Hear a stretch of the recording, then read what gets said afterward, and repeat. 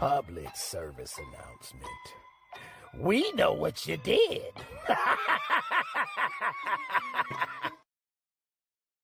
Oh, yeah. We're here. And I do know what you did. But before we get to that, hey, y'all, it is the pilot episode of ATL Sports Endgame-Run-It-Back.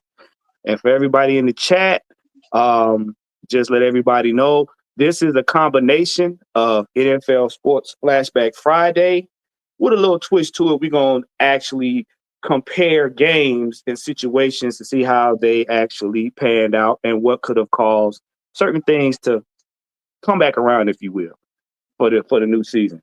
But before we get to that, right now, I got my man to my right. Y'all know him. Y'all love him as the franchise. We got Big Ant in the building. Appreciate you for getting on, Big Ant. Oh, you already know I got to show my brother some love. Yeah, appreciate you. I know Mike had to step out for a second here. Because we gonna, this that quarterback talk. So you got to have a quarterback guru in the room and everything. There we go. There he is, right there. There go that man. There he is, right there. He is the quarterback whisperer. He is Senator Palpatine. Y'all know him as AKA Mad Mike. I'm calling him today officially Michael Luciano. You was Luciano. What's happening? All right. Gentlemen, thank you guys for tuning in. Before we get into the business, I'm going to actually get into the chat. All right, man, what's going on? In pole position, we got King Treyway. What's up? We got Sherman Wood. Sherman. We got ATL Leo, one of the family. We got Hood J. What's going on? Nathan Floyd. Hey, man, as you guys come in, make sure you like, share, subscribe. Make sure you check out my channel because we're going to be doing this every Friday at 3:00 p.m. Eastern Standard Time. And before we get to that, we have the man himself, one half of Wicked T Wednesdays. You have the OG, a.k.a. the historian, a.k.a. Big Sam in the building. What's going on, Big Sam? Appreciate you for joining us, man. Mr. White. Mr. Yes. White. Yes. On this White Friday. Yes, it is. I must remind everybody we do have a height requirement to be a part of this. Just putting that out. All right, man. We got Georgia, Texas boy in the building. We got Eric Mack. What's going on? We got D Coleman. All right. We got Wallace Smith. What's going on? Now, gentlemen, I'm glad y'all here. Right now, it has come to my attention that you guys yesterday got feelings. Y'all had some confessions. My confessions of one feelings. So I heard that my name was called to the front, and just because I'm not in the comment section don't mean I ain't looking. All right, like K-Style said, we got eyes everywhere. I observe, I don't always interact. So since my name was called to the front, apparently you want some smoke. So I'm gonna keep you warm on this cold White Friday. So since we got feelings, the first thing I want to do is express my feelings because my feelings were hurt. My feelings were hurt because my name was called. They called me to the front of the classroom, boss. You wanted me to go to the board. And you talk about how your feelings were hurt. Well, let me know. Let me tell you 3 dirty balls why my feelings were hurt. Three Presley shaved scrotums. You hurt my feelings by me having to read all of that bullshit that you put on Mike's page and Mike's comment section and K-Styles comment section about how you feel about me. And you say, I hurt your feelings. So now the baby oil addiction. Right. So now I'm going to let you know why I'm hurt. See, you're not the only victim here. I'm a victim too. And I'm going to need you to reimburse me for my prescription glasses, my boy. You're causing me to have to spend insurance money to read that bullshit. Yeah, I wear glasses. I don't wear them all the time. But I got to sit up here and read your 6-page disrotation on how you feel, how you don't like stuff, and how we talk about you when in the midst of the conversation, you want to throw a little jab. Let me tell you something, you plump roly-poly. The next time you call me to the front of the class, it better be a thank you in that. Don't come up here calling my name like you calling me out talking about you know me. Nigga, you see me for 30 minutes. 30 whole minutes at the Red and Black event. And you figure you know me. Let me tell you something. I got blood relatives that don't even know me. And you just perpetuate the same foolishness we done had to deal with. I'm not going to leave this other young man's name, but I was a Godzilla tyrant on his show. I'm not going to do that on this show, but I will tell you this.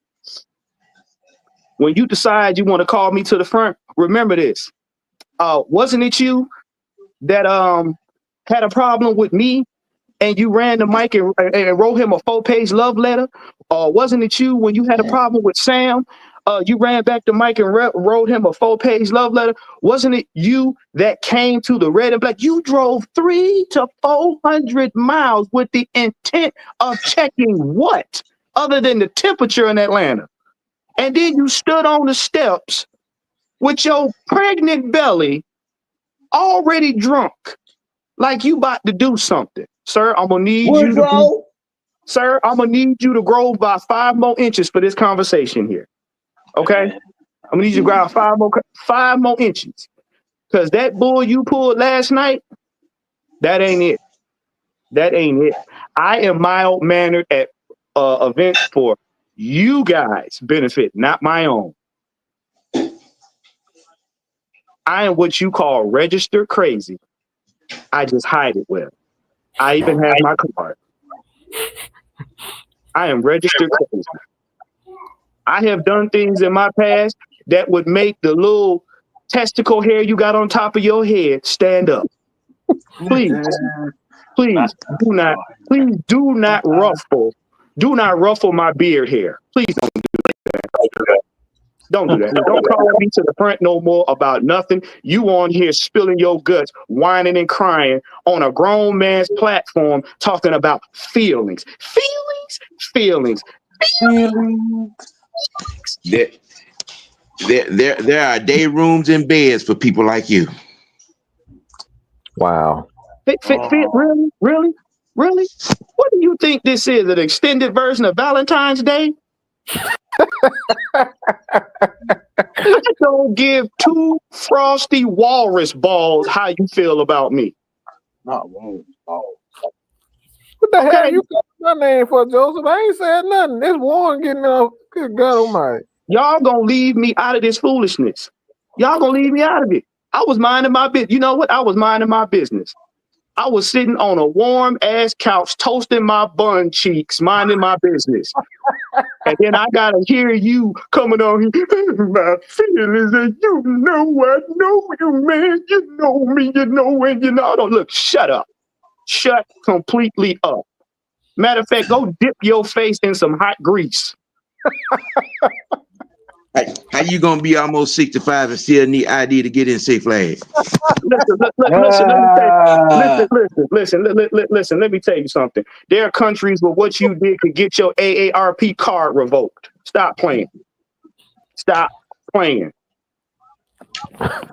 All right, stop playing. I'm not mad, nor do I care, but please leave me out of the black haberdashery. We have dealt with enough coons in January alone in 2025. Oh man. All right. So you talking about you know me? No, you don't. Because if you drove 300 to 400 miles to act like you was gonna do something, that's some drunk nigga shit. I done told you again. Stop tipping out of the toilet.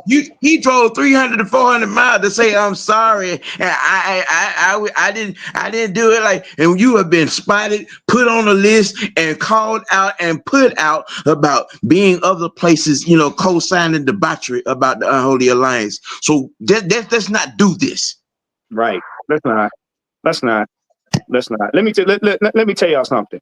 We got one half of the country on fire. I wish all of y'all the best. I hope all of y'all are safe and y'all insurance reimburse y'all for that fire. You got the other half in Snowmageddon. And you want to sit in your nice, tucked off Astro van of a house and get on the show and talk about feelings. Feelings? Well, this is what I want you to feel. I want you to feel your way to the bank, fill out this form, and reimburse me for my deductible on my eyeglasses. And I know you're going to write Mike another page letter talking about how you feel disrespected and how, see, there you go. There I go. There I is. There I went. And I sealed it with a kiss. Right. But this is what I want you to remember. 3 is a magic number. Yes, it is. It's a magic number. And you can shut the fuck up 3 times over. Now, let's get to the show, shall we? Now that we done with the baby oil edition. Yeah. You know, I had to go get generic baby oil. I couldn't get that baby oil. No, we don't need the other type That of segment was brought to you by Johnson & Johnson. Absolutely. Right. Look at this. Right. That Logan Reed, that's what I'm talking about. Man is too old to be begging grown men for validation. Nigga, validation. Wow. I mean, you just decided to take your thong, tie it up, and swing it around your head like a helicopter, huh? 45 minutes to tell me that I should have cared about his feelings. Man, oh my God, boy. Did you not read the grown man's handbook? The world don't give a shit about us. We were told that from the kid. All of you. If you have a father in your life or had one, salute. But we were told as young men, the world don't care shit about you. So where do you come up here having this? You on this new nigga stuff? This man said, wow. I'm just saying, we have to understand the wardrobe. You know what I'm saying? Keys and suspenders. Joseph, brother, you know what, brother? I understand it came from the heart, but you know where I'm coming from is the bottom of my nutsack, nice and warm and toasty. Don't pull me in none of your Jerry Springer, Ricky Lake bullshit. I don't want to be a part of it. If y'all want to go back and watch the episode, if you had it, it's on 6-Man K-Style, the last episode. Right. We out here trying. We out here trying to talk football. You want to talk feelings?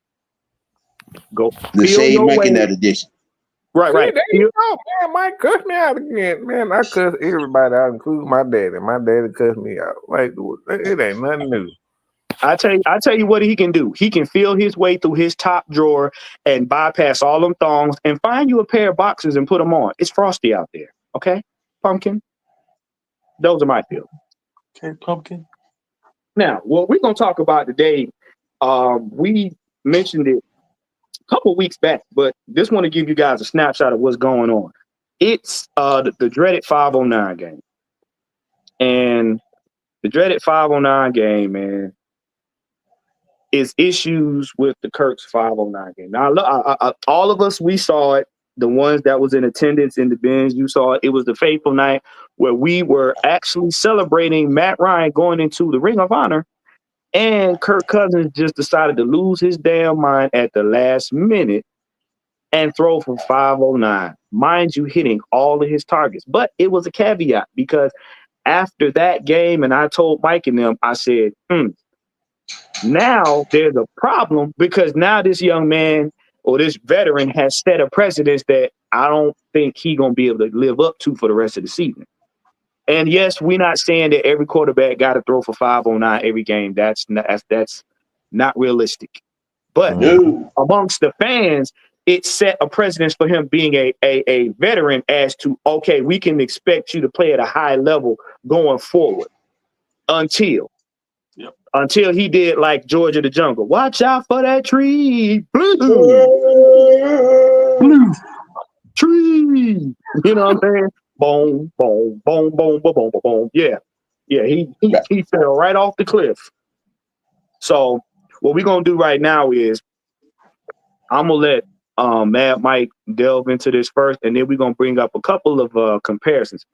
Ant, you got the stats on Matt Ryan too for that for the game? Yes, sir. I sure do. All right, Mike. Go ahead, give me your take on what you saw from this game, but what you saw going forward that most people probably didn't pay attention to. In regard to Kirk Cousins, one of the things that I thought was problematic that a lot of people didn't take heed. One of the things about the quarterback position, a lot of luck can be a concern. Like it can be a good thing for the most part. Confidence can be a good thing, but it can also lead to bad habits. And one of those things he got away with in that 509 game is he was just throwing the ball up for grabs. And Mooney, Drake, quite a few wide receivers in that game, they came down with those passes, especially that one to Mooney where he just threw the ball up and Mooney went up and got it. And it came down with a touchdown. I think it may have been during the halftime, like right before halftime, like something like that. And wasn't there 3 defenders, Mike? Yeah, it was like 3 defenders, and he ended up coming down with it. But like it's things like that when you at a quarterback position, like you get away with that, but you don't want to get in the habit of doing that all the time because it could lead to bad habits. And that's one of the games that we saw as time went on. We saw that in the game, a couple of games during that slide where he was just throwing the ball up in the air, and it like, yeah, they did went up and go get those balls for the most part, but it led to bad habits. And those are the things when you look at it, it could lead to, bad games. And I think that's one of the things with Kirk Cousins, being that he does have confidence in his wide receivers, but as a quarterback, you got it's a fine line, it's a thin line from being aggressive and just being, a little bit too trusting in your receivers. No, that's good right there, Mike. Hey, before we get to Sam, I want to shout out Miss Pam. What's going on, Auntie Pam? She's one of the illustrious lady birds of Pen. Y'all give a shout out to Miss Pam. I don't know how you can't love that woman. It's impossible. Yeah. That's Auntie Pam and her yams. Oh my God! Here you go. Sweet yams.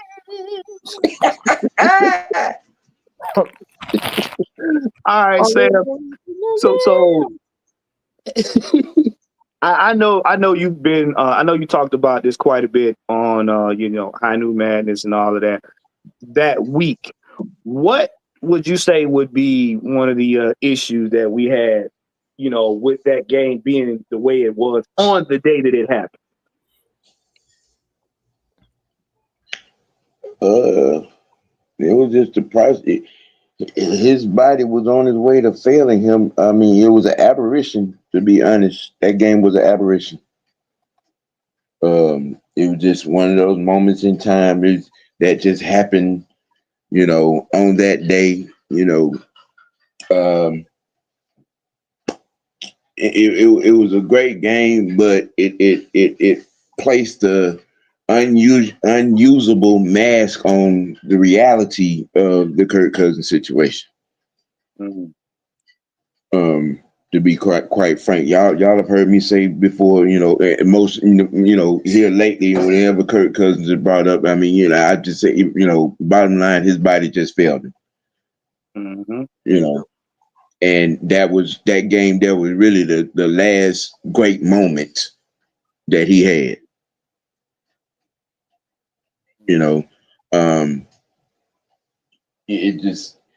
It's not too much more you can say about that and him. He's about to be 37. That's and that's Methuselah in football years. That's true, bro. Just saying. Bro, I hit 30 hours. Nah, I'm good on playing.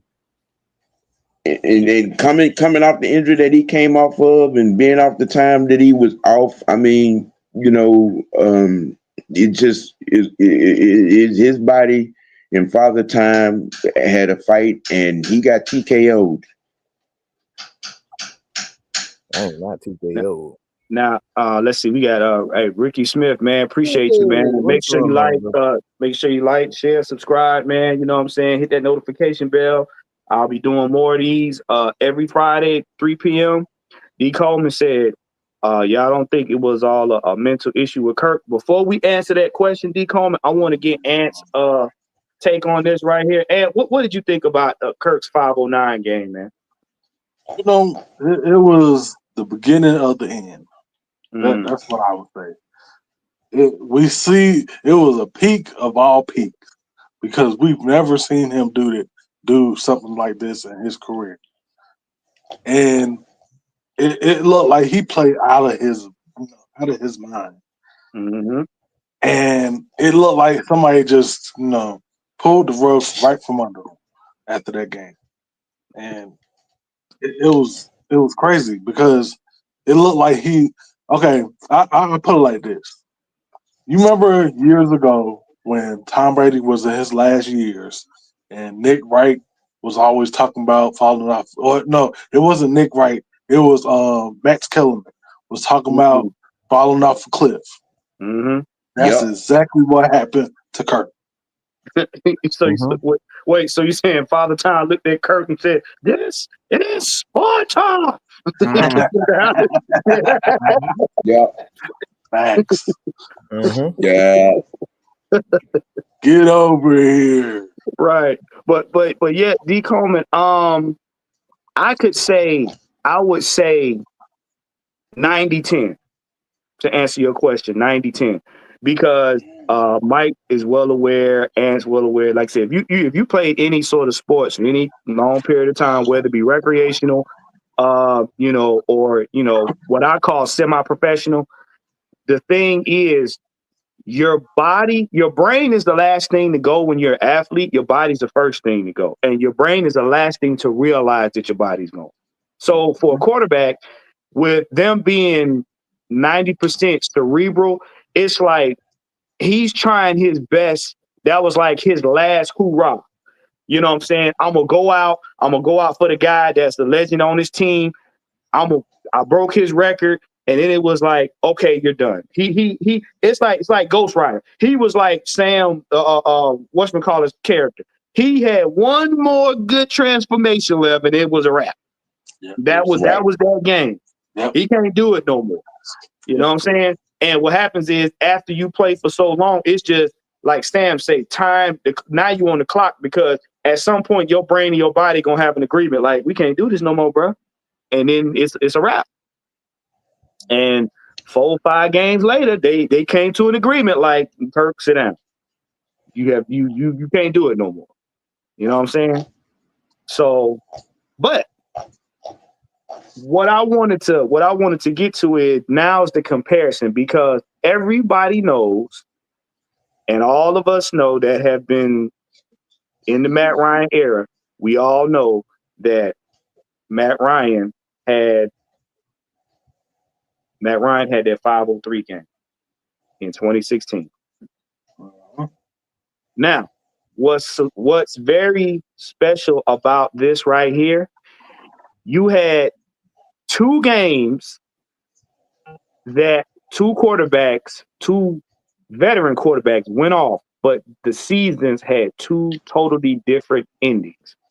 And there's a reason why I'm doing this, because to back up what we said earlier about Kirk falling off, had things gone differently, this may have been a repeat, and we were hoping that this might have been a repeat of 2016, except for the ending of it. But Kirk's 509 versus Matt's 503 game.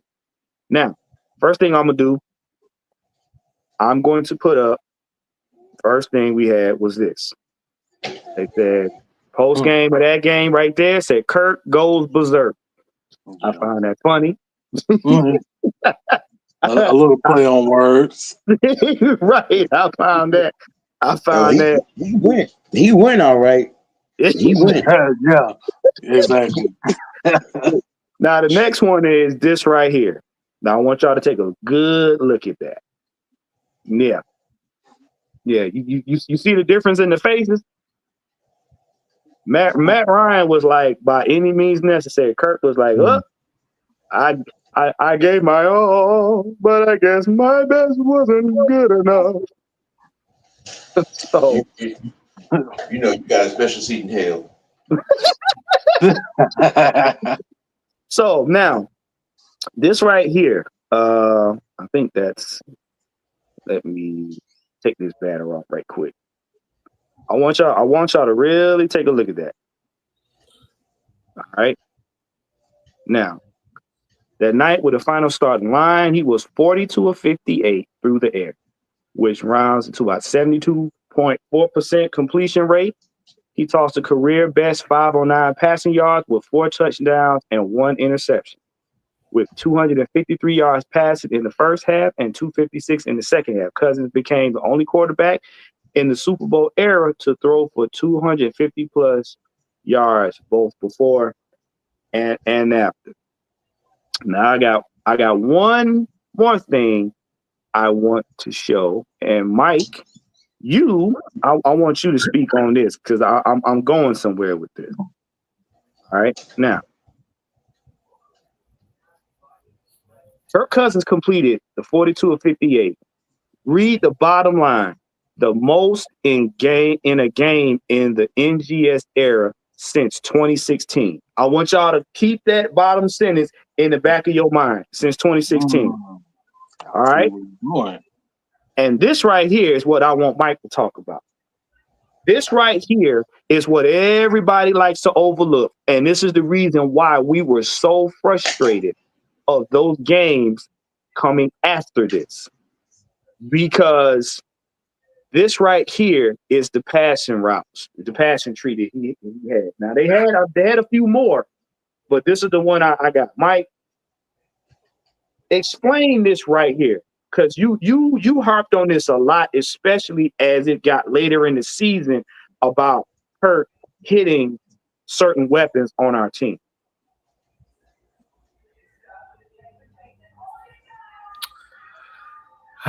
So for me, the quarterback, obviously, it's a lot of people assume that you make your living as a quarterback by throwing the ball deep down the field. And one of the aspects for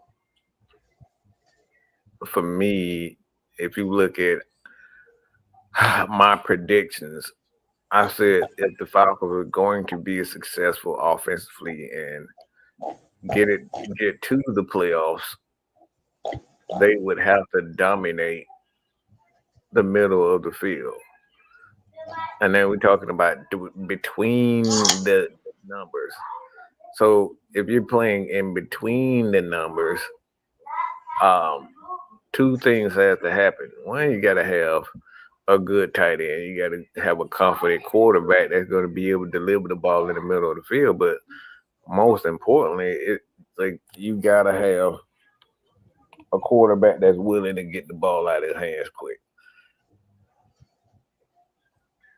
But most importantly, it's throwing the middle of the field. And I thought, like, even if you look at this, like, it's a lot of passes to the right side. That's a lot of passes to the right side of him, which is his strong hand. And a lot of the damage,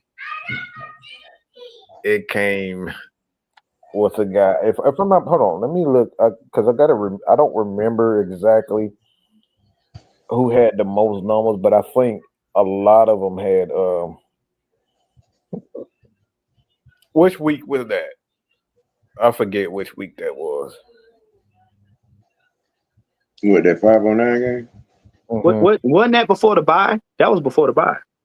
That was, I think that was the game after week 8. Hold on, I believe it was week 8. If I'm not, hold on. What wasn't that the Tampa game?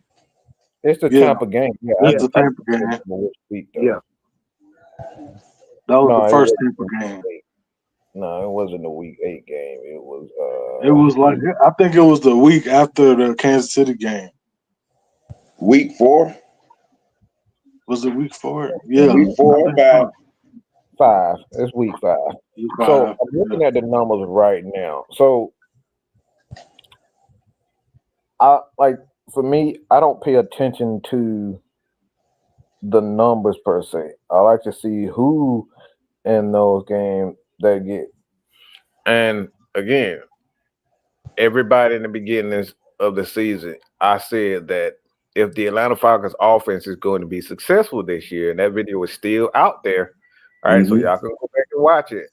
I said they would have to do one thing. This guy has to be in the center of this offense. He has to be a major part of this offense. And we talking about a guy, all right, and that guy's whom? Kyle Pitts. Kyle Pitts. Kyle Pitts in that game was targeted 8 times, caught the ball 7 times, and he had 7 catches for 88 yards.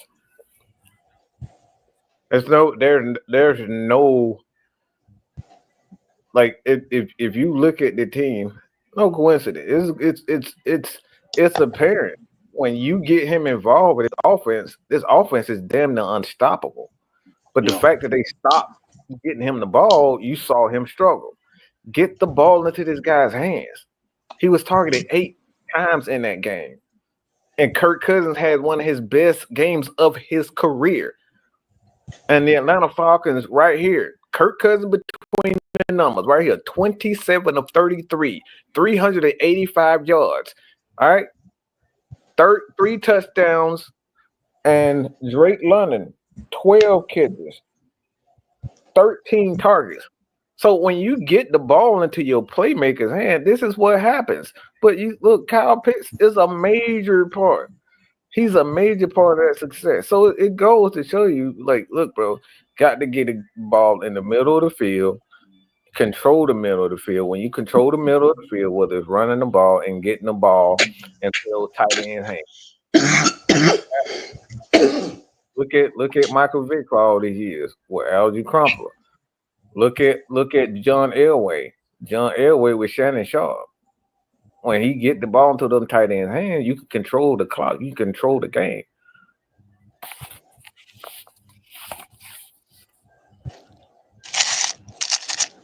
And now, Sam, I know you talked about this a lot too.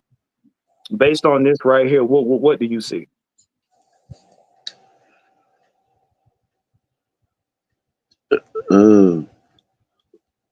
Multiple targets downfield consistently. I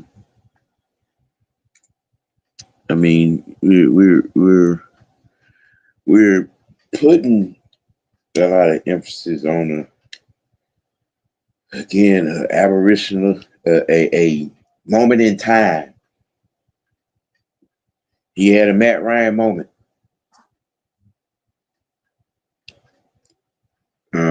But he got the ball. Matter of fact, it was the only game, of the 14 that he got the ball to the playmakers. Plain simple. I mean, it's not too much more you can say about that. Mm-hmm. He got the ball to all his playmakers. Now, I mean, he hit Mooney down the seam twice, in stride, with that speed, he caught Kyle matched up on a linebacker, 3 times that was exploited, and Drake was just uncoverable. Mm-hmm. Right. Now, and is it safe to say you saw the same thing in the game that Mike and Sam saw? Yeah, it is. It's safe to say that. I mean, because if you look at Kyle Pitts' targets, that was his highest targeted game of the whole season. And then since then, he has not eclipsed even 7 targets in the game. But you say before the season starts that he's going to be a huge piece of this puzzle. Which one is it? Are you going to highlight, one of our biggest targets in this offense, or you're not going to utilize him at all? What is it? So basically, we didn't use him at all. I mean, in some games, he barely caught 3 passes, Mm-hmm. and in most of those games, guess what? We lost. Right. And this is what Mike was saying a couple shows ago about when you are a quarterback, you are supposed to make sure you get the ball into your playmaker's hand. Now, this right here, I want y'all to pay attention to that. Basically, Kirk had a complete game because he spread the ball out to all of his weapons in rotation. Now, I want y'all to keep that in mind, right? Keep that right there. Now, we're getting ready to talk about Matt Ryan. Okay, so I know these pictures might be a little crazy, but Oh, this by the way, too, that following game, he got another 5 targets and had 70 yards. So when you target him, this is what happens. all right. Now, I'm glad you said that, Mike. Who is that picture right there? Ain't that Quentin Terrace? Harpo, who that man? Yeah. 300 receiving yards. Now I want y'all to pay close attention to the pictures, okay? All right. This one right here, 503. Matt Ryan was 28 of 37, 503 passing yards, 4 touchdowns, 1 interception, had 142 passer rating. He set the career high in passing yards and tied his career for touchdowns and passing. Now, I want y'all to take a look at that. Pay attention because the words is not where I'm trying to go with this. What does that say right there? First place. Mm-hmm. And look down below. What's them 2 players right there? Austin Hooper and Levine Toilolo. Mike, didn't you speak that young man's name a couple shows ago? I did. Okay. All right. Well, I'm glad. Hey, Okay. hey, Tiff, what's going on? Now, we're gonna come off of that right there. This is where it's about to get interesting. Mike, what was the outcome after that 503 game for the rest of the season? What did we do that year with Matt Ryan? Now say that. Now say that again. What after that 503 game with Matt Ryan? What did we do the rest of that season? What year was that? Oh, 16. 2016. After that Matt Ryan, if I'm not mistaken, did we go on a little run? If I'm not, hold on. 16 after that game. I don't remember what game it was. Yeah. That was the game we played against Carolina. Carolina game. Mm-hmm. And that was the 4th game. Yeah. We were 3-1. Yeah. That was the game that Josh Norman was trending on Twitter afterwards. That part. Okay. Now, yeah. So what do we do that year, Mike? Because I'm getting ready to tie this all together. Yeah, we went to a Super Bowl, man. Okay. All right. So Mike said we went to the Super Bowl. Sam. Yes. Now, after that 509 game, what did we do for the rest of this season right here? What did we do, and where did we end up? Well, first, because numbers like that game, it does stick out. But honestly, that wasn't even the best game that year. Nope. It really wasn't. The NFC Championship game was the best game. Now, I'm glad. See, y'all get me. I'm glad you got there. And what happened? Like I said, like I said. So Sam said that wasn't the best game. The championship was the best game. Mike said we got to the Super Bowl. So what did we do this season? Nose dive.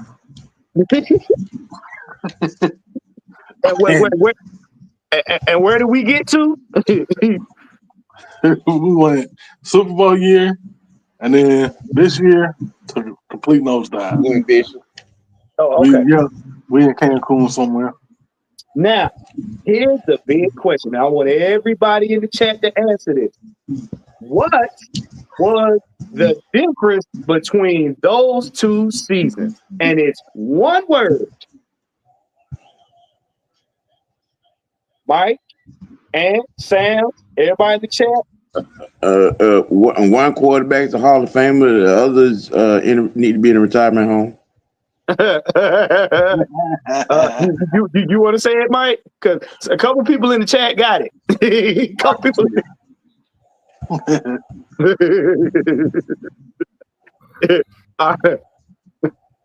All right. Yeah. Okay, Nathan Floyd, you got it. The couch. Right at home. Right on the couch with me, goddamn. And chill, Leo. Y'all got it. The difference between those two seasons is the coaching. Because you got to understand something. While all the parts played that did their thing individually, and we can nitpick and say, defense here, which all of that can be right, but the common denominator in both of these seasons is coaching. It's coaching. And we've all been screaming it. And this is the reason why we said when everything went the way it went, Raheem needed to go. Because that year, the situational play calling was a little bit more on par. I can't say completely because we know how it ended. But if for us to get to a Super Bowl where nobody thought we could get there, situational coaching had to be on par. Which means you couldn't put your players in positions to fail and then expect to get to the Super Bowl. What are you about to say, Mike? It's funny that you say that because the Falcons, when they were 6-3, Kyle Pitts he had about 4 or 5 games straight where he had nothing less than 50 yards receiving. He had a couple touchdowns, and then after that game against the Cowboys, they just stopped giving him the ball. They just weren't giving him the ball anymore, and it's just gotten worse over time. So for me, this is why I say there's two things. This is not an instance where Kyle Pitts gave up on anything. Okay? Because when they were giving him the ball, the Falcons were winning. Yep. Just look at the stats for itself. Look at the games where the Falcons won and they were putting up big numbers. Kyle Pitts had about 50 yards receiving. So when you give him the ball, when he gets involved in the offense, the Falcons put up numbers. And then right after that bye, when they decided that they didn't want to give Kyle Pitts the ball no more, he didn't have a single target. You want to know, said quarterback, how many what he did in that game? When Kyle Pitts didn't have a single target? Our quarterback threw 4 interceptions. How about that? When he did not have a single target, our quarterback threw 4 interceptions. So every time the Falcons involve him in the offense has big time. They win and they have big numbers. Whether or not he is the focal point of the offense, but the problem is he's a strong part of the offense. He doesn't necessarily have to catch a lot of passes for this offense to be successful. But if you go back and look at it, the games that we have lost, look at Kyle Pitts numbers when we win and then look at Kyle Pitts' numbers when we lose. Mm-hmm. Now, it's funny Mike says that because do y'all know a lot of them interceptions, I think maybe 2 of those interceptions, if I'm not mistaken, were forced balls to Kyle Pitts. But he was in 7. Oh, 7. Well, I'm saying correct. Yeah. Yeah. So, yeah, a lot of those were forced to Kyle Pitts when he was in coverage. Remember what I told y'all. Quarterbacks don't like playing panic ball because in panic ball, you have no rhythm. You throw the complete rhythm off on the offense. You become one-dimensional, you become predictable, and you throw off the rhythm. Those are the 3 things that happen when you play panic ball. And when Kirk, and like there's something else I said, when you spread the ball out, when Matt Ryan used to spread the ball out, he was unstoppable. There wasn't a defense that could touch him because he could get the ball out to anybody and the defense didn't know where it was going. Anytime you spread the ball out, the defensive coordinator has a hard time zoning in on who they want to stop. They can't take anybody away because they don't know who's going to get it. That's the reason why the 509 game was so pivotal, is because that Tampa defense, Ty Bowles could not figure out who was going to get the ball. And if he knew, he couldn't stop it. When you start limiting when you start limiting the ball to your playmakers, you give the defense an opportunity to take away what you do well.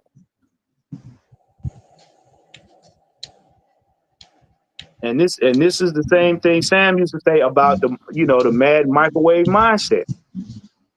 This is why I used to tell people, when people looked at Julio Jones and Matt Ryan, at certain times the Atlanta Falcons offense became one-dimensional because he stopped spreading the ball out. And those are the games that Matt will put up numbers, but they will lose. Not including the defense. But this is what Mike was saying about Kirk Cousins. Kirk Cousins is a guy where if he gets the ball out, he has a tendency when he gets backed up against pressure, he likes to go to where he's comfortable. And sometimes your comfort is covered up. So, Ed, what's your thoughts on that, man? Well, I was going to piggyback off what Mike was saying on multiple games where Kyle Pitts had at least two targets or less. We lost every single game. Mm-hmm. Every time we did not get him involved, and that's not. Let me clarify. That doesn't mean just throwing him the ball.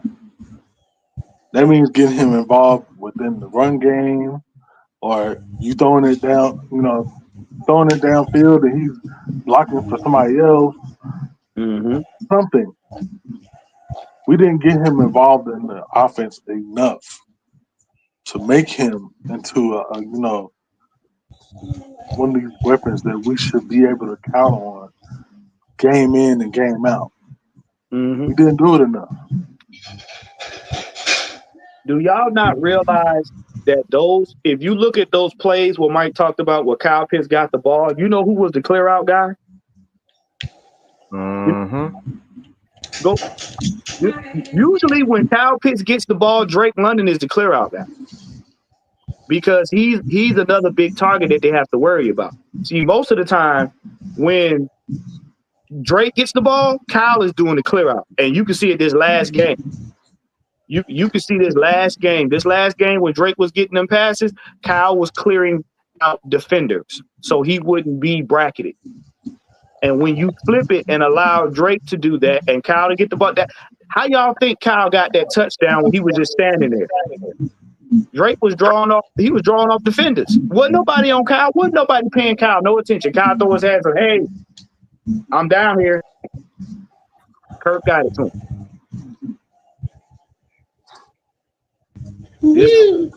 This is why all of the state give it to your playmakers.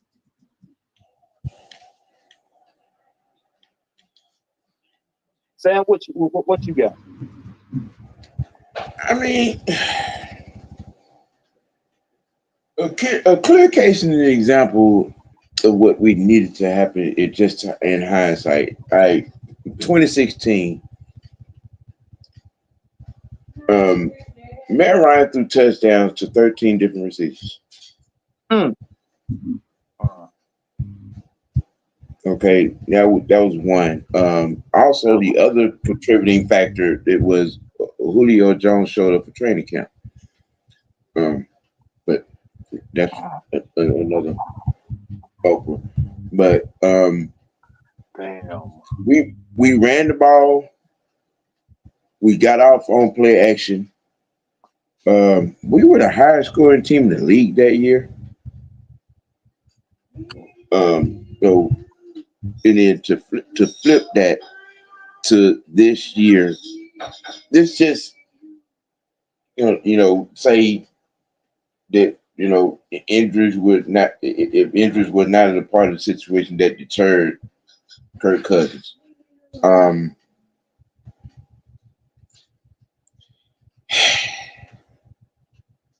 There's no reason in the world why we shouldn't have been able to put up 27 to 28 points a game instead of 22. I mean, and which also is saying something, because I mean, it just, even in struggling, you putting up 22 points a game, 3 touchdowns a game. You know what I mean? Execution, complete execution. When it's done and it wasn't, I mean, because understand, you take a look at it real good. When Michael Penix got in there, I mean, everybody, what did I say it was going to happen, Mike? All of a sudden, everybody was going to be open. Yep. You did say that.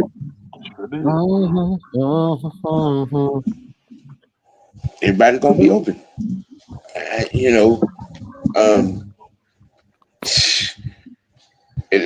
Let's just say per se that Rondell Mooney didn't get hurt. I'm just saying. Oh yeah. Mm-hmm. We talking a 4-2, almost 4-1, with him and Mooney in this offense. I'm just saying, you see the picture that's being painted. I'm just saying. And but see, and that needs to be talked about, because we've been telling people, you didn't get to see all of the weapons and treasures that Atlanta Falcons had. We had guys that were hurt that was doing that. Look, I'm gonna tell you right now, and we ain't even talking about the defense, but I'm gonna tell you right now, Braylon Trice would have wrecked people's game. He would have wrecked games. Don't get me started. Rondell Moore would have had corners and safeties having nightmares. Like, and I want to get this question by D. Coleman. He said, "Do you think Drake is running the routes Pitts should be running? Is there a way to fix that?" Well, it's something Mike said. D. Coleman. Pitts in this situation is a prototypical tight end, so he's not gonna have wide receiver type routes. He's not built like that. That's the reason why Sam and Mike have been getting at people about Kyle Pitts. He's never gonna fit that Julio Jones S type big body player. You know what I'm saying? He don't have that. He don't have the mechanics like that. Can we understand something? Can we understand something real quick? People got to get it out of their mind that, okay, Kyle Pitts is not Julio. Kyle Pitts is not Calvin Johnson. Never will be ever in any lifetime. Okay, all right. 6'6", 250 pounds. That is a tight end, ladies and gentlemen. That is a tight end. And let's not keep Kellen Winslow Senior, y'all. Yes. Yes. That's really Kellen Winslow Senior. Calvin Johnson is nothing more than Kevin Winslow Sr. We got to stop trying to pretend. Look, Drake is a wide receiver. Why? Because he has the hips to be able to make those. Okay. When they put you at wide receiver, it's because you can run certain routes.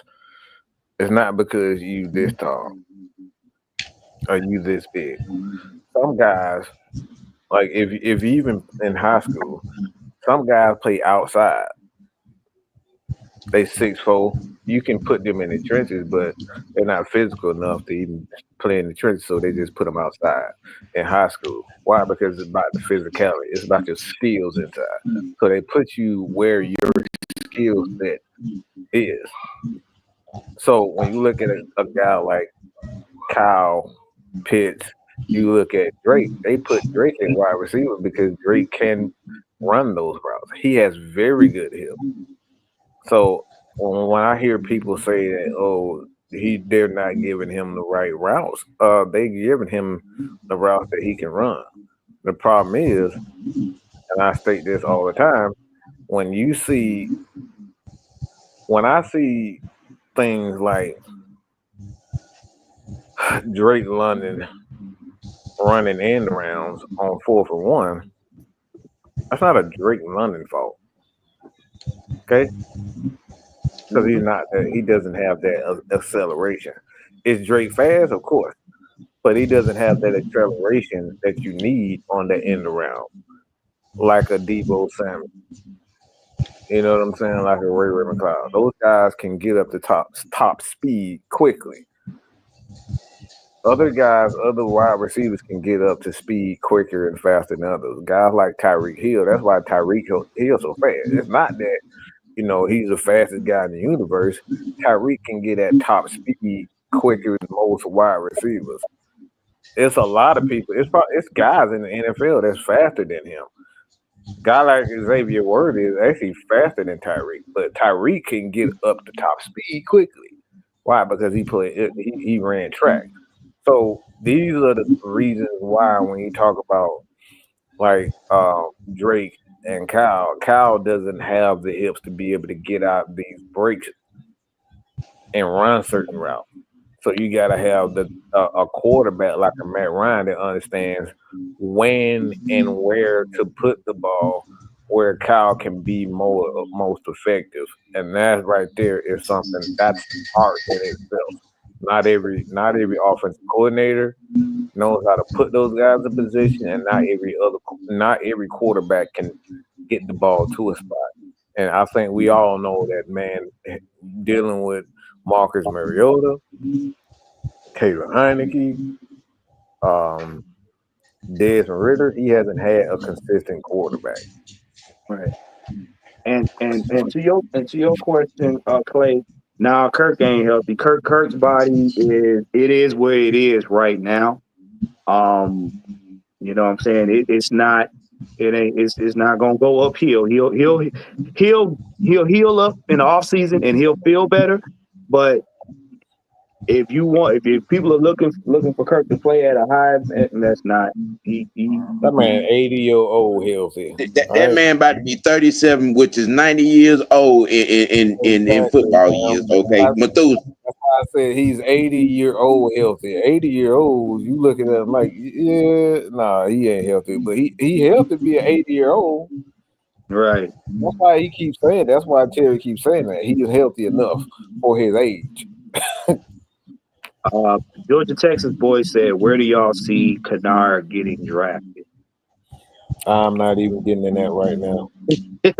I tell you what, look, trust me, how we do. We gonna have a very thorough draft show. Trust me.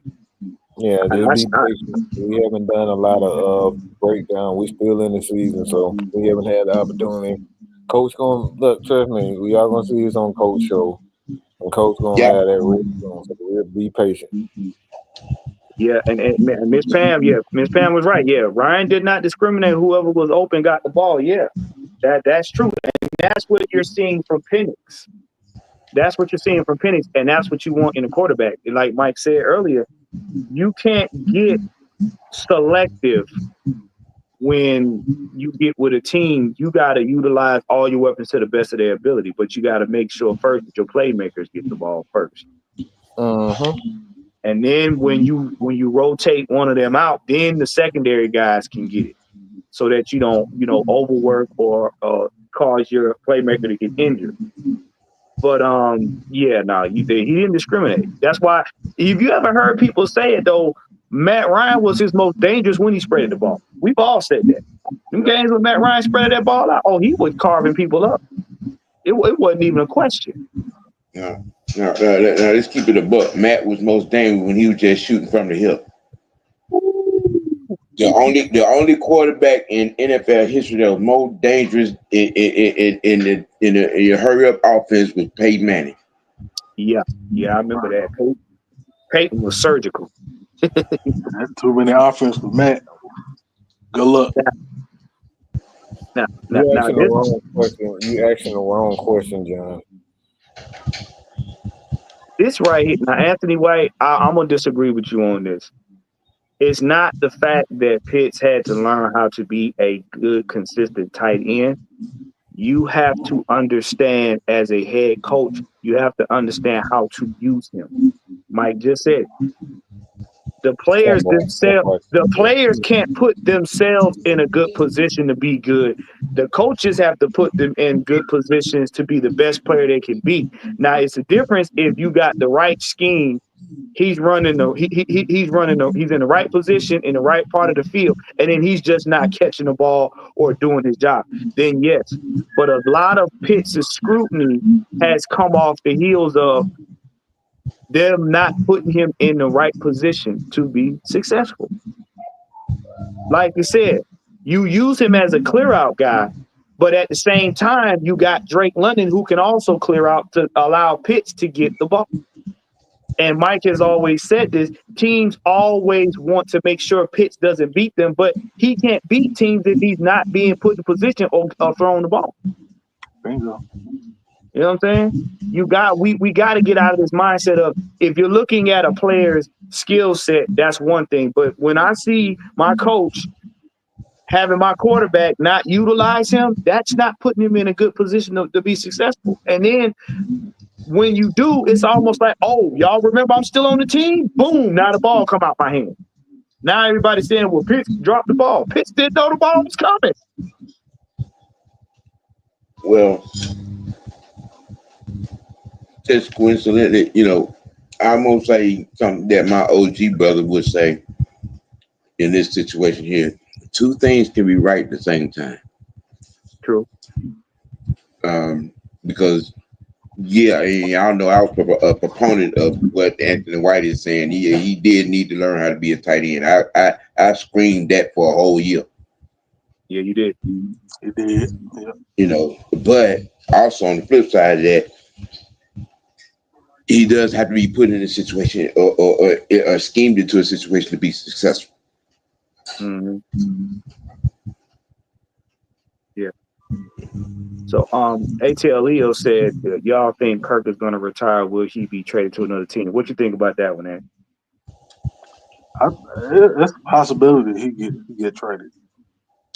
I mean, there's some things, I'm not going to talk about it, but there's some things that's happening in the sports world that could end up in our favor from this offseason. Yes, I know where you're going.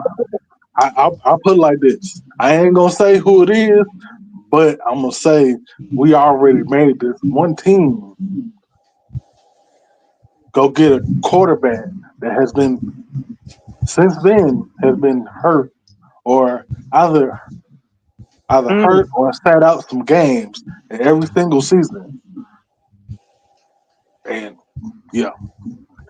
Okay, and what Logan Reeves just said. Yep. Yeah, and this right here, John. Well, this was Mike was talking about the other day on I believe Mike wasn't on Straight Heat or whatever. And I think you said this too on K-Style show.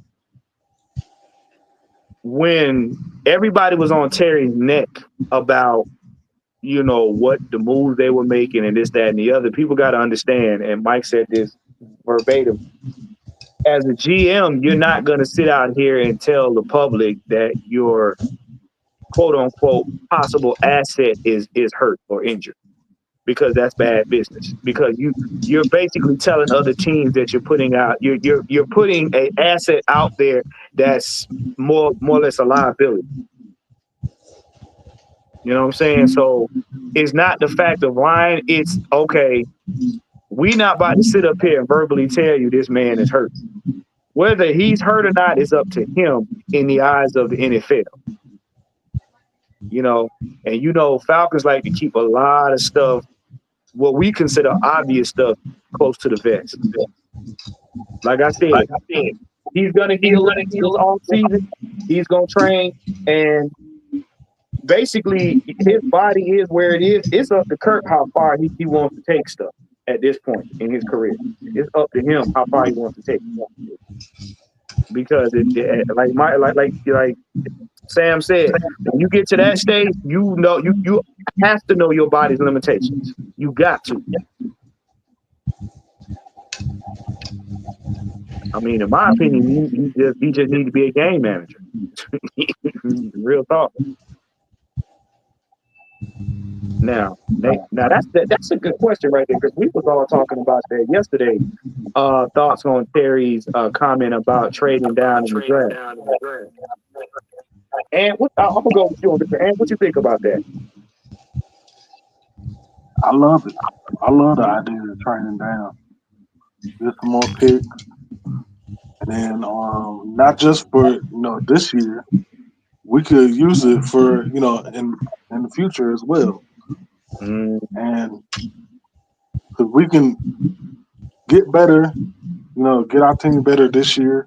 Looking at some defensive prospects, as well as what we might need in the future for our offensive line, stuff like that.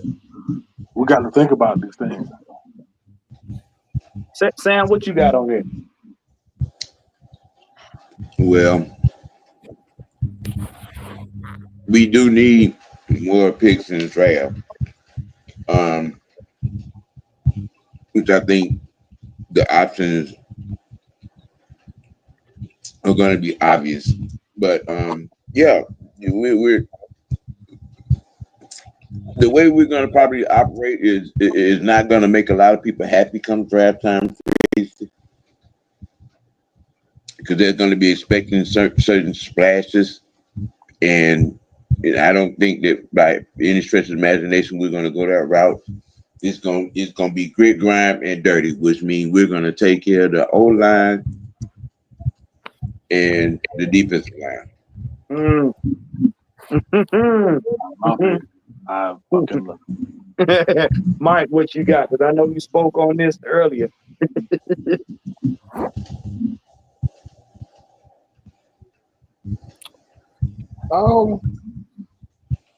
I mean, the Falcons always trade in the draft, so it won't be a surprise to me that they do trade down. It just comes down to like the other teams. Are they going to play ball? The Falcons had a couple opportunities. They tried to reach out and make trades even this past draft, but other teams didn't, agree to it. So it just comes down to what other teams and how they feeling about their talent. Yeah. Well, I said it before. Terry, y'all know good and well, Terry Fontenot is not going to go in the draft with 4 picks. If y'all think that, go ahead, log off now, take a nap, because Terry ain't never gonna go into an NFL draft with the Atlanta Falcons having just 4 picks. Never. When I heard we had 4 picks, I'm like, Terry gonna do something.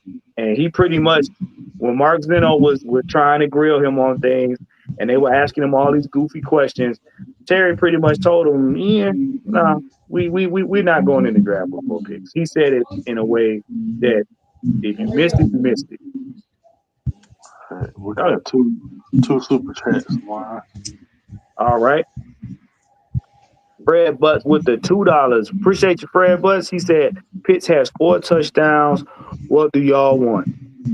You know what? It's more or less with us now. It just we want Pitts to just get consistent play because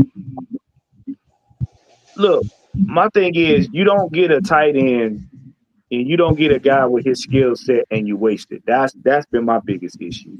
Like Sam said, does the young man, does the young man need to improve on some things? Absolutely. Absolutely. He ain't there yet. He still got a lot to learn. But would I love to see them utilize him more if he's still on the team? Absolutely. You got to. He is too big. He is too big and too fast for what he does for you not to utilize him. That's basically wasting his talent and career. And in my opinion, you can't call yourself no offensive coordinator if you don't know how to use it. Bingo. You can't. I can't take you seriously as an offensive coordinator if you don't know how to use Kyle Pitts or you're not trying to use Kyle Pitts. That's why we got it right with Raheem. How do you call yourself a defensive anything if you don't know how to utilize the people on defense? I can't call Warren the master of booty rubbing if he don't rub on booty. I mean, you're right, Mike. I mean, if somebody say they need, a cheek worked on, and I'm working on your shoulder, I'm in the wrong feet. Well, the one thing you have to factor in is when you understand that 90% of the league that sees us on the schedule, they're going to devote a safety, a corner, and a linebacker to Kyle Pitts. Right. Three's company. Three's company. Come on knock on our door. And when you try to force a pass, into that, you often come up with bad outcomes, like the ball in the opposing team hand going the other way. Nathan Floyd. Basically, what'll happen is the Falcons will use a player as what we call trade bait or something like that. That can actually get us more picks in the draft because remember, if you look at the teams that almost got to the playoffs, a lot of them had injuries. A lot of them got players that want to go to, other teams or whatever. So you have an opportunity to possibly finesse a team or just straight out trade with them and get more picks because trust and believe their teams out. Some of these teams out here depleted. So that's where we would be able to get more picks. Remember now, we gave some picks away for Kirk. We lost a couple picks and whatnot. So, Terry being the disrespectful GM that he is, he's going to finesse his way back into about 3, 4, 5 picks. I could see at least 7, but not 4. We not going to go into the draft with just 4 picks. Not 4. And now notice they also highlighted the number 15. Remember, every time the Falcons highlight a specific draft order, that's always a stranglehold position. So trust and believe, 15 gonna be a stranglehold position for a couple teams. So we'll get more players. We'll get more picks because y'all got to remember a bulk of the defense and possible offensive trenches could be coming out of free agency. One thing they're not going to do is spend a whole lot of – they ain't going to spend too much money. They're going to spend some money, but not too much.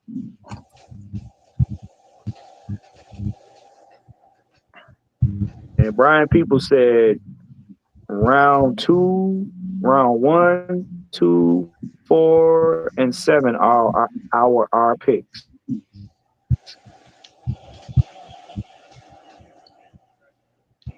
E. Coleman said number 25 gets you some picks. Well, we don't know who's going to get traded. We have an idea. But in my opinion, with Penix, with this being his first full year coming up, they're not going to let them go because the running back duo is gelling a way. He's got too much chemistry with them guys right now. Bijan and Tyler Algier, he got way too much chemistry with them guys. And being that his first year, hopefully, he's going to get more reps and he gets more chemistry with his other playmakers. You want to have good running backs around him because that lessens him having to throw the ball unnecessarily in games. So yeah, because you said it best. Our run game is our DNA. We can't get away from it. Every time we've tried to, it's been bad. I mean, I'll correct me when I'm wrong. Nope. So for a rookie quarterback like Penix, as dynamic and as special as he is, you want to have a great running game because off of that play action pass, he's going to kill teams with the play action. He's gonna kill them. So you want to make sure that you got veterans that are already seasoned. Why would you break up that duo? Bro, they coming into their own. Bijan is already in his own place. They feed off each other. That's what you want. Because what did Mike say? Being in the pistol, that's a lot of plays gonna come off of that pistol. So you don't want to be trying to have somebody that's got to catch up to Bijan's speed right now. I mean, later on, like Mike said, later on down the road, you'll probably get another running back that can catch out the backfield like Bijan. But right now, ain't nothing wrong with that duo. Nothing wrong with it. There's another super chat one. All right, what you got? Fred Butts, appreciate it with $2. He said we need a defensive player in the first round. Now, Sam, I'm gonna let you get this. Sam, what's your thoughts on that? Well, depending on what type you're talking about, we already got him. He just got hurt in preseason, and that's Trice. Mm-hmm. A lot of people seem to forget that Trice and Helms both were done for the year. Again, this is going to be an off season and a draft and a free agency run that is going to piss a lot of people off because it's not going to go the way they think or wish for it to go. Because they're too busy looking for a name instead of understanding and seeing and getting the game. Sam, you just said something. I need to ask Mike this question. Mike, with Sam just sitting up there saying that Helms and Trice was out. Now we're because I'm gonna do a K Styles right quick with conspiracy theory type thing. I know they were injured, but do you think now that we got Junebug on the team, do you think now that the way things have panned out, this kind of bodes well for him having these young men play for this upcoming season?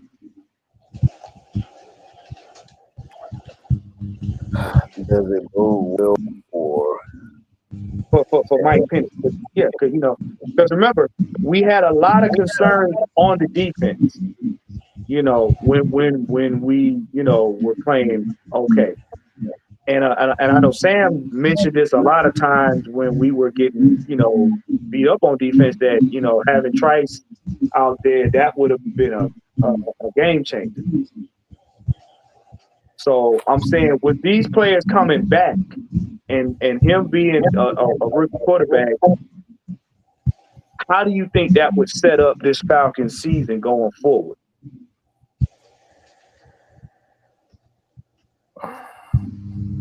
I mean, I think, like I said, for me personally, I think he does think it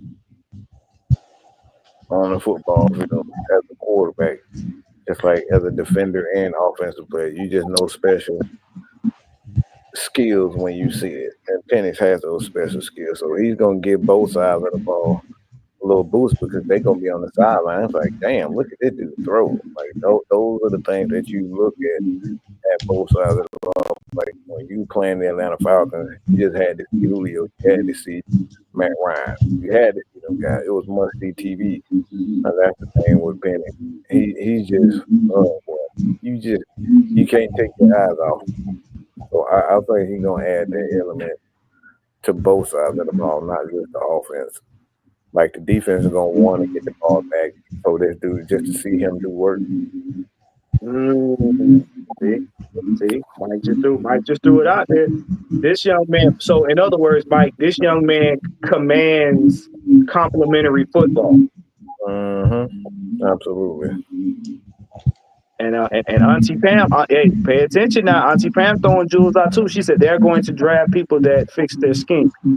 And that in itself, right there, we talked about this a brief thing. After this, we're gonna get ready to start winding it down. But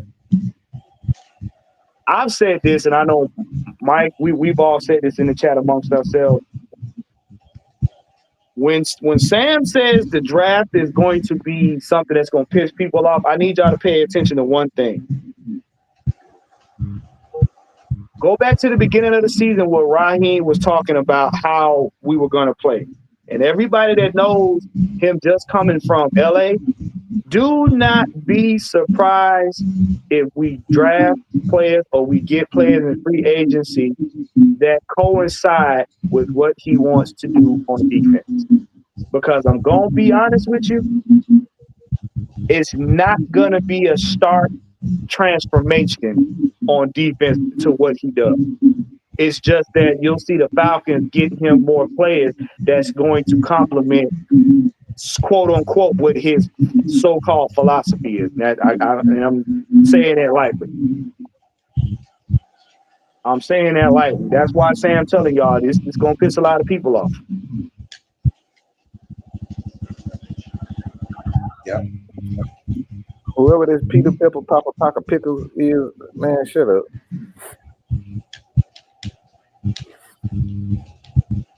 Cut Grady. Cut Grady like it's gonna be that easy. We've been trying to replace Grady for the last 10 years.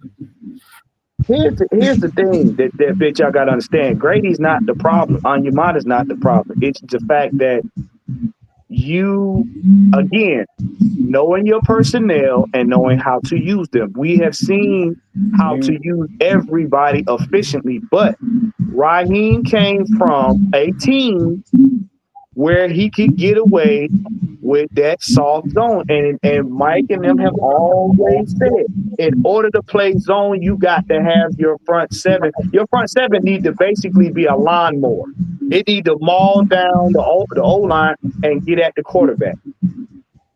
If not, you got to have a stout linebacker core that can cover. My thing is, you just don't go cutting people because you don't think they superstars. Like that's right. Man, be quiet. That's how you end up in $78 million in dead cap. That's how you end up like the Saints. That's exactly what I'm talking about. you gotta sell a mascot. y'all just be saying stuff, and no, neither one of those guys aren't free agents. All right, Peter Pepper, Papa Pepper, Pickle. All right, they're not free agents. Yes, y'all gotta understand. Do y'all not realize the Saints gotta sell their logo? Grady Jarrett and Onyemata are not free agents, sir. I don't know what. Maybe you can read the Peter Piper Pickles that's filled with purple pickles and peppers and panties and poop and all that. Maybe you read that, but they're not free agents. Yeah. Peter Pecker. No, we're not. No, we don't need no Vita Vea. Again, we have players that were out that would have been impact players. We don't need Vita Vea. Vita Vea don't even need Vita Vea. It is injury prone.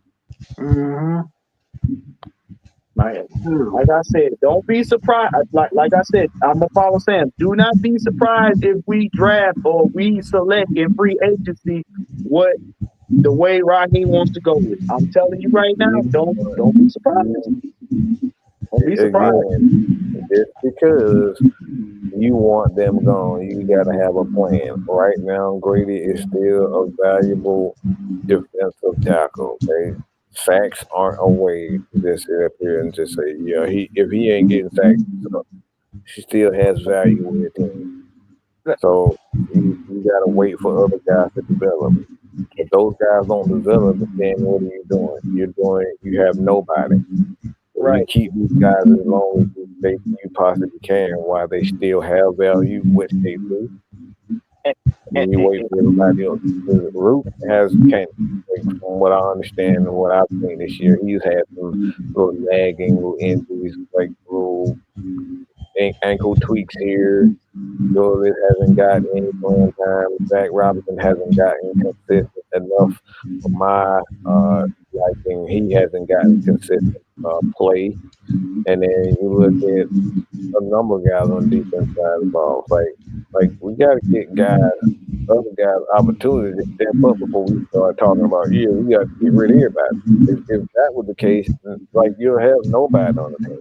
Like y'all just want to replace everybody every 2 years. Yeah. I'll just be ready to get rid of him. Just because he ain't got 10 sacks. We need to get rid of him. Well, and y'all, what y'all got to understand too is this: the defense. If y'all pay attention, if you pay attention, when we had Calais Campbell in the middle of the line, we need space eaters up front to allow Grady and them to do what they do best. Grady doesn't need to be a space eater because he's better attacking than he is trying to take up space. It's only Grady takes up almost 3 players, and they almost try to pancake him. So if you got somebody like Onyemata, Eddie Goldman, and then you have you have a big person like Calais Campbell in the middle. Grady was eating wide. Get no damn about you and your you don't give your crazy ass. I don't give a fuck about you and your season ticket holders. Like y'all get season tickets and think somebody's supposed to care about you sitting there too. Wait now. See, this is a case and pure case and example of what is wrong with this fan base. I'm entitled. Yeah, you're entitled to shut the fuck up and sit down. Is what you're entitled to. You know what? All right, people in the chat, I want y'all. This is a teachable moment. I want y'all to look at this. I'm gonna read it. He said, "That's just my opinion, just like you got yours. I've been a season ticket holder for 20 years. I'm entitled to feel how I feel." Let me ask you a question, Peter. Have you, being a season ticket holder, won any games?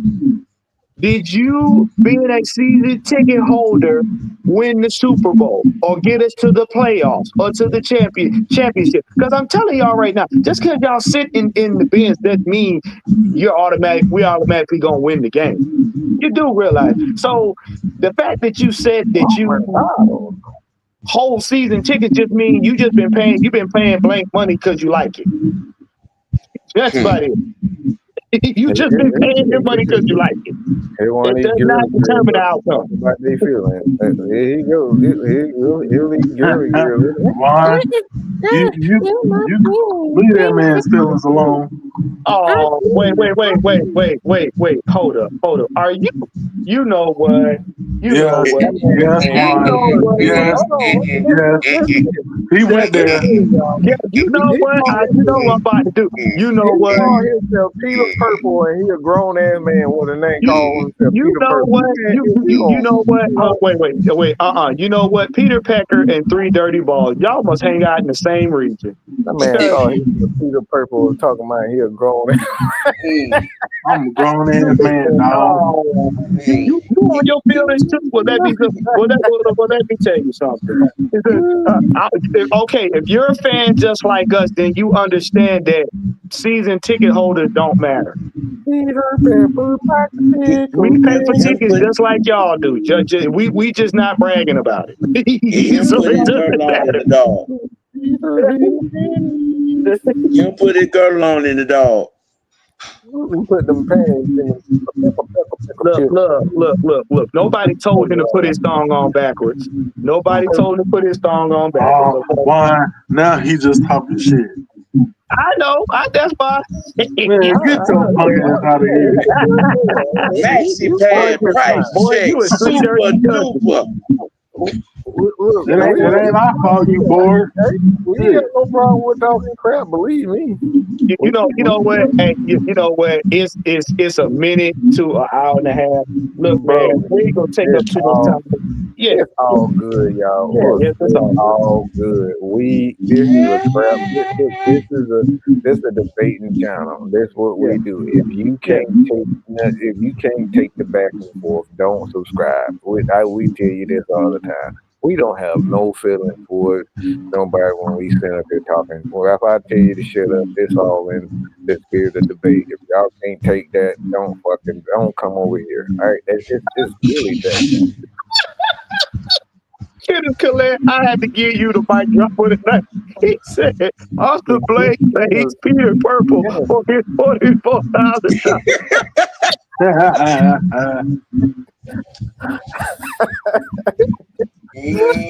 Oh, man, look, we gonna look, man. We gonna get ready to get out of here, man. I'm getting this $4.99 from Brian Peoples, man. He was like, season ticket holders are not stockholders; they are just customers. That part right there, Period. son. Point That blank. part right there. Period. That part right there. Period. Yo, look. Oh man, look. Hey, I appreciate y'all for tuning in, man. If you like this show, at 3 p.m., man, put your red and black in the chat. Make sure you guys like, share, and subscribe. Check me out on YouTube at Mr. Tactician 78. You know what I'm saying? I'll be throwing out, some new shorts. Also, man, make sure you guys tune in. We're gonna do a doubleheader tonight at 9:15 p.m. We'll be talking some extra stuff on the ATL Sports Endgame. But hey, man, if y'all in the snow, y'all stay safe, y'all stay warm. Fellas, It's y'all all got good, anything else man. y'all want to throw out there before we leave, man? It's all good, Peter. Look, but we like to talk. We like to talk mess, man. Like I said, man. If some people get offended, other people don't. But don't get offended, man. It's all good. All right, it's all good. That's why they You call ain't me saying nothing. Y'all should see how we talk to each other behind closed doors. Look. Oh, worse. Look. Last time y'all would call the cops. It's way worse. It's way worse. Hey, man, but look, I want you guys to stay engaged, stay informed, and above all else, man, stay true to yourself. Like my OG brother would always say, hey, man, we out. We'll see y'all this evening. I'm about to go get something to eat because I'm hungry. I watch a movie or something. Hungry. I've been eating all Shut week. up, APLE. I don't know what's talking about. Oh, man. This Later. show what we eat. Public service announcement. We know what you did.